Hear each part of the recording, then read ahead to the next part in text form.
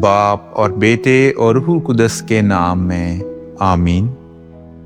قائن نے اپنے بھائی حابیل پر حملہ کیا اور اسے مار ڈالا۔ ہمارے لیے آج کی تلاوت تکوین کی کتاب، اس کا 4 باب اور اس کی پہلی آیت سے لے کر 15ویں آیت تک اور پھر اس کی 25ویں آیت۔ اور آدمی اپنی بیوی حوا کے پاس گیا اور وہ حاملہ ہوئی اور اس سے قائن پیدا ہوا، اور وہ بولی کہ مجھے خداوند کی مدد سے ایک بیٹا حاصل ہوا۔ پھر اس کا بھائی حابیل پیدا ہوا، اور حابیل بھیڑ بکریوں کا چرواہا اور قائن کسان بنا۔ کچھ مدت کے بعد یوں ہوا کہ قائن اپنی زمین کے پھل میں سے خداوند کے واسطے ہدیہ لایا، اور حابیل بھی اپنی پہلوٹھی اور موٹی بھیڑ بکریوں میں سے لایا، اور خداوند نے حابیل کو اور اس کے ہدیہ کو منظور کیا، پر قائن کو اور اس کے ہدیہ کو منظور نہ کیا۔ اور قائن نہایت غصہ ہوا اور اس کا چہرہ بگڑا، اور خداوند نے قائن سے کہا کہ تو کیوں غصہ ہوا اور تیرا چہرہ کیوں بگڑا ہوا ہے؟ اگر تو بھلا کرے تو کیا بھلا نہ پائے گا؟ اور اگر تو بدی کرے تو کیا گناہ تیرے دروازے پر موجود نہ ہوگا؟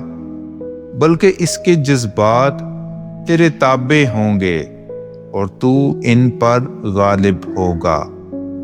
اور قائن نے اپنے بھائی حابیل سے کہا کہ آ کھیت کو چلیں، اور جب وہ کھیت میں تھے تو قائن نے اپنے بھائی حابیل پر حملہ کر کے اسے مار ڈالا۔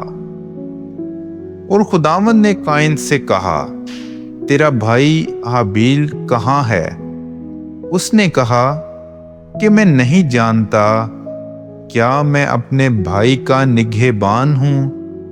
پھر اس نے اس سے کہا، تو نے کیا کیا ہے؟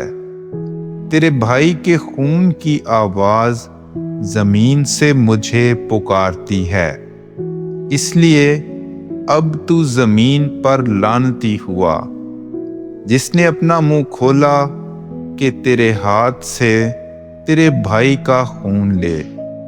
جب تو زمین کی کھیتی کرے گا تو وہ تجھے اپنا پھل نہ دے گی، اور تو روئے زمین پر فراری اور آوارہ ہوگا۔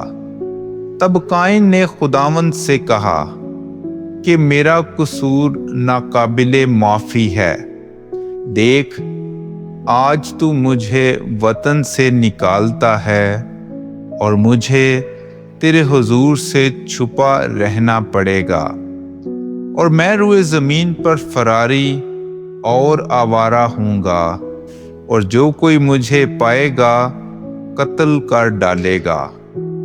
تب خداوند نے اس سے کہا، ہرگز نہیں، جو کوئی قائن کو مار ڈالے اس سے 7 گنا بدلہ لیا جائے گا۔ اور خداوند نے قائن کے لیے ایک نشان ٹھہرایا کہ کوئی اسے پا کر مار نہ ڈالے۔ اور آدم پھر اپنی بیوی کے پاس گیا اور اس سے ایک بیٹا پیدا ہوا، اور اس کا نام شیت رکھا۔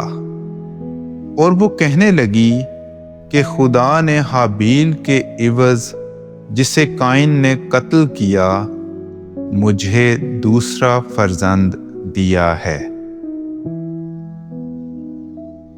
پاک کلام کے پڑھے اور سنے جانے پر خدا کی برکت ہو۔